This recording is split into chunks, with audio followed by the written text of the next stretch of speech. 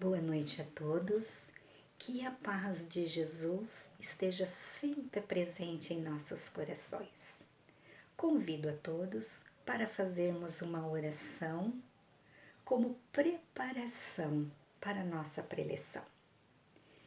Jesus, o nosso Mestre, nós te agradecemos por estarmos reunidos em teu nome, em que no seu Evangelho traz os ensinamentos, os exemplos que o Senhor mesmo assim o fez há 2000 anos. E assim, nestes exemplos é a sustentação que nos acolhe, que nos envolve no transcorrer das nossas vidas. Assim, fica conosco nestes momentos, Jesus. Graças a Deus. A nossa preleção, então, hoje é sobre a parábola do mordomo fiel. E essa parábola, ela também pode estar escrita e conhecida como mordomo injusto e parábola do administrador infiel. É uma parábola de Jesus que aparece em apenas um dos evangelhos canônicos, que são os evangelhos de Mateus, Marcos, Lucas e João, que são autores dos únicos evangelhos que são aceitos pelas denominações cristãs como legítimos e, portanto, integra o Novo Testamento ou a Bíblia. Esclarecido isso, está em Lucas capítulo 16, versículo 1 a 13, que um mordomo que estava prestes a ser demitido, ele cultiva favores dos seus credores, do seu senhor, perdoando algumas das suas dívidas.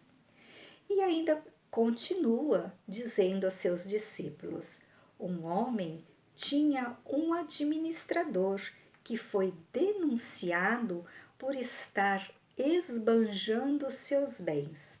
Mandou chamá-lo então e disse: que é isso que eu ouço dizer de ti? Prestas contas da tua administração, pois já não podes mais administrar. E assim, esse administrador, ele reflete: que farei uma vez que o meu senhor me retire a administração? Cavar eu não posso, mendigar eu tenho vergonha, já sei o que vou fazer.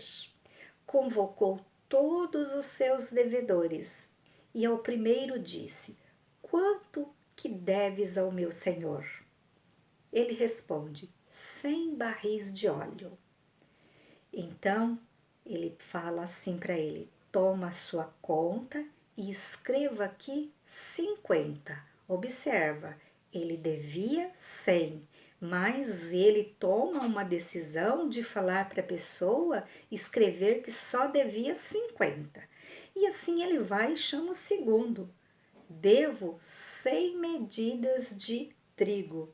Toma a sua conta e escreve 80. E o Senhor louvou o administrador desonesto por ter agido com prudência, pois os filhos deste século são mais prudentes com sua geração do que o filho da luz. Então, esta parábola, se interpretada ao pé da letra, dá a entender que o mestre esteja apontando fraude, roubo, mentira, mas como exemplo de conduta que deve ser imitados.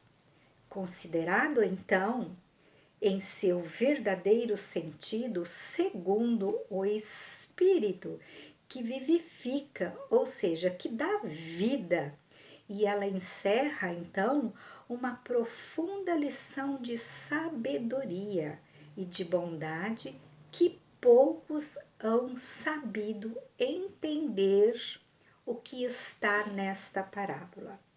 Inicialmente, vamos identificar então as duas principais personagens desta historieta evangélica e o local em que ela se desenrola. O rico proprietário, quem é? É Deus, o poder absoluto que sustenta o universo. E o mordomo? É a humanidade, ou seja, cada um de nós que compõe esta humanidade. E a fazenda? É o planeta Terra, o campo que se desenvolve atualmente a nossa evolução. É aqui que nós estamos todos aprendendo a administrar. E administrar o quê? Os bens que nos foram dados nesta vida como propriedades, fortunas, posição social, família e até mesmo nosso corpo físico. E como tem sido difícil encontrar indivíduos ocupados com os seus compromissos de administrar os sentimentos que estão por trás da posição social e da família. Por quê? Porque a gente se deixa atuar num bem em uma responsabilidade pessoal para vigiar e interferir na seara da responsabilidade alheia. É isso que nós há milênios vem fazendo. E observa quantos pais relaxam na educação dos próprios filhos enquanto estabelecem normas de conduta para filhos alheios. Quantos profissionais oferecem serviços de má qualidade aos seus clientes enquanto condena a ineficácia de outros profissionais? Quantos companheiros são infiéis na relação social e que choram e sofrem por se sentirem poucos considerados no meio onde vive? E quantas ainda são as pessoas que, em vez de viver nobremente, atuam erroneamente na vida, querendo justificar os erros de terceiros? Porque tudo que nos acontece, às vezes, nós culpamos o outro e não nós. Então, como é fácil observar grandes números de almas que vivem mais preocupada em notar os outros que se preocupar-se consigo mesmo. Percebemos que essa neurose geral de fiscalizar a vida e os compromissos do outro apenas diz respeito ao que é negativo, ao que se mostra equivocado, ao que é imprestável ao progresso da pessoa. A vida na Terra, ela é empreendimento divino, colocado sobre os cuidados de criaturas humanas, a fim de que ela aprenda a lidar bom rumo, administrando com sabedoria. Mas é uma sabedoria que nos reclama tão somente a nossa maneira de comportar com os nossos sentimentos. por mais que às vezes a pessoa se opine sobre a conduta de terceiros, interfira nas relações dos outros ou altere a rota dos semelhantes, com ou sem acerto, não deverá esquecer que a administração que lhe toca de perto diretamente é sobre a sua própria existência no mundo. Nós não podemos perder este foco. Aprender a administrar a nossa existência com aqueles que nós estamos convivendo. É o primeiro lugar para aprendermos a nos administrar. Este é, para nós, o enfoque desta parábola. São poucos os que se aplicam bem de ter visto a dedicação do bem dos seus vizinhos. A gente não sabe ver o bem que o nosso semelhante faz. E é pequeno também o número de pessoas que se esmeram em melhorar a sua comunicação verbal em virtude de ter registrado a correção do discurso alheio. Quando a gente observa que alguém fala palavras chulas, desconexas, é o nosso momento de voltarmos para nós e aplicar a administração do bem proceder de como vamos usar as palavras. Este é o nosso trabalho.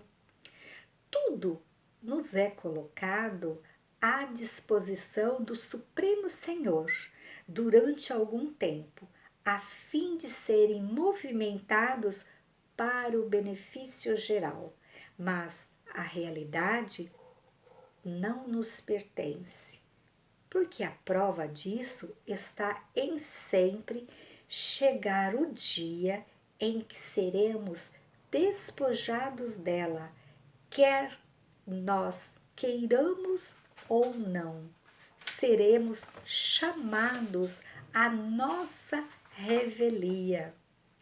Sem a gente querer, a morte nos convida para sairmos deste mundo.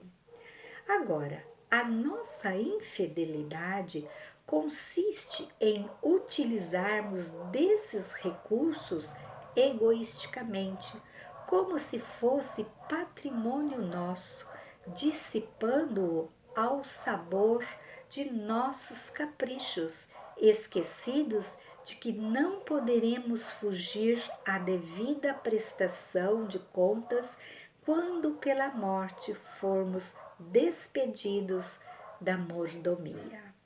Pois bem, já que abusamos da providência, malbaratando os bens de que somos simplesmente administradores, tenhamos pelo menos o bom senso de, como mordomo, sermos o mordomo da parábola.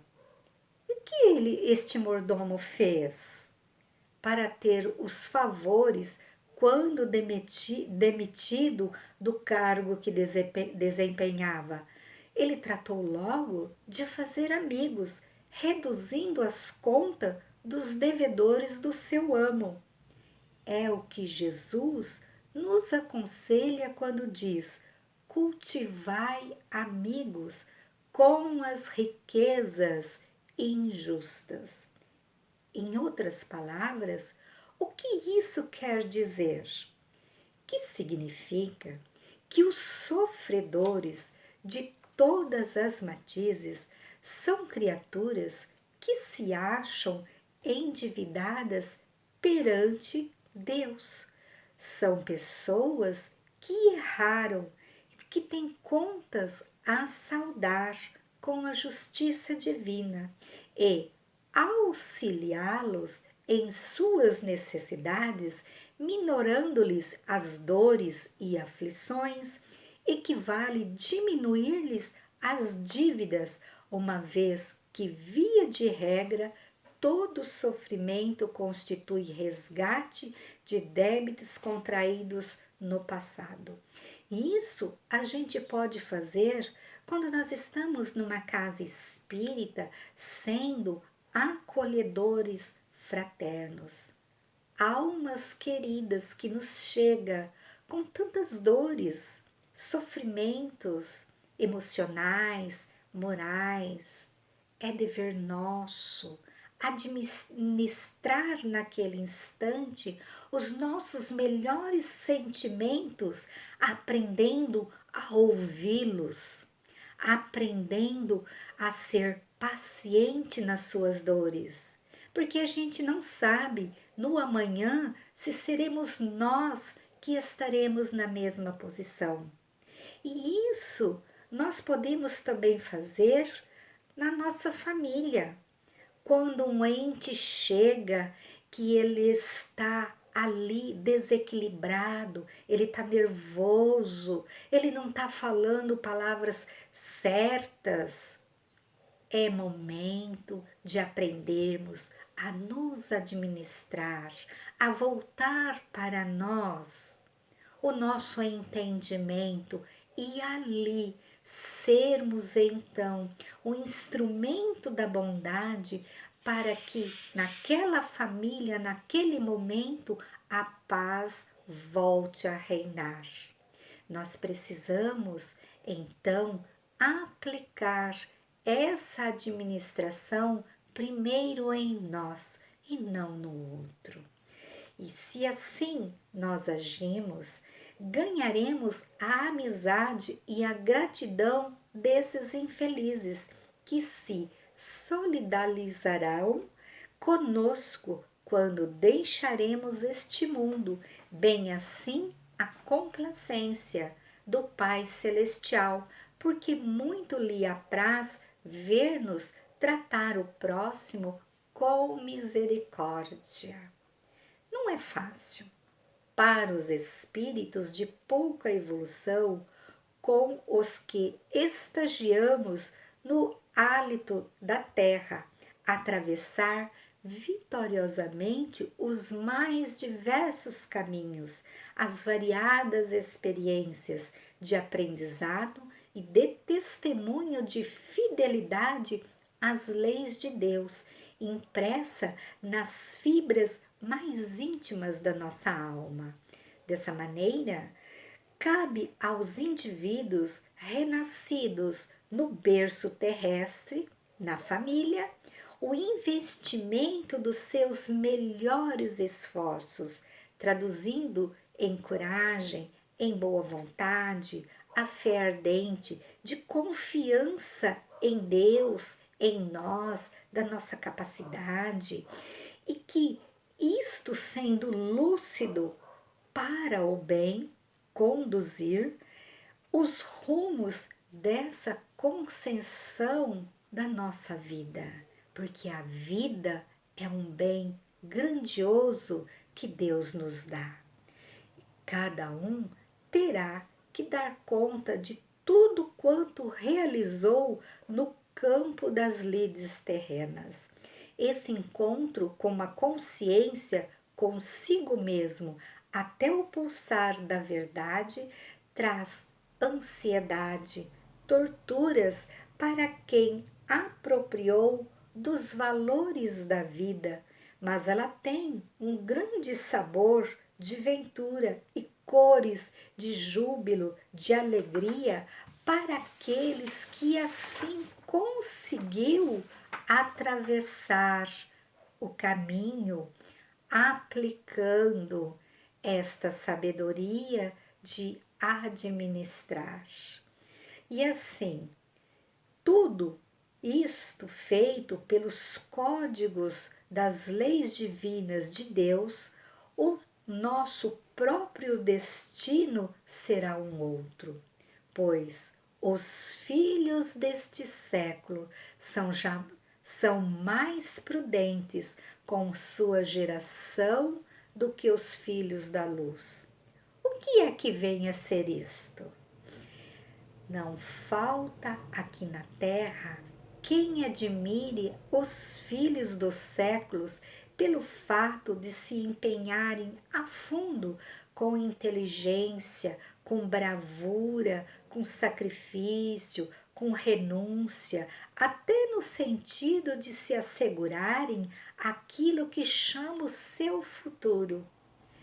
Quão então maiores louvores, entretanto, haveria de merecer de Deus os filhos da luz, os já esclarecidos acerca da vida espiritual, se procedesse com igual esforço e dedicação, empenhando a bondade na conquista dos planos superiores situados além deste orbe das trevas, de tantas contradições que nós vivemos aqui neste momento. Nós sentimos então que Jesus, ele se apresenta para todos nós como grande administrador por excelência, que ao cumprir no planeta Terra todo o seu planejamento que foi posto nas suas mãos, representa a vontade perfeita de Deus e a ela se submeteu, ensinando-nos na posição de divino modelo e mestre que ele é. E assim nós podemos e devemos fazer o mesmo, aprender a administrar a nossa capacidade deste entendimento na aplicação do nosso comportamento, nos sentimentos do nosso melhor. Que Jesus nos abençoe sempre. Então, vamos agora fazer a nossa prece de encerramento. Pai de infinita bondade, nós te agradecemos pela mensagem da parábola que nos ensinou a nós todos o quanto é bom sermos melhores.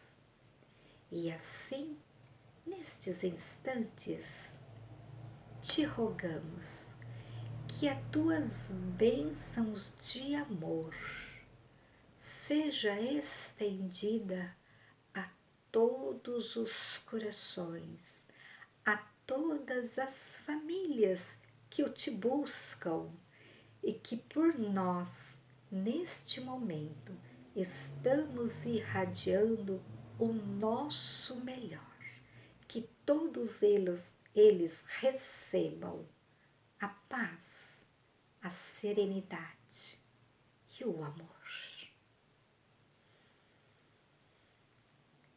E por nós, que nós sejamos assim os melhores instrumentos de aplicação dos teus ensinos, que estes ensinos esteja nos iluminando sempre e que a cada dia nós possamos assim nos capacitar pela aplicação dos teus ensinos em nós.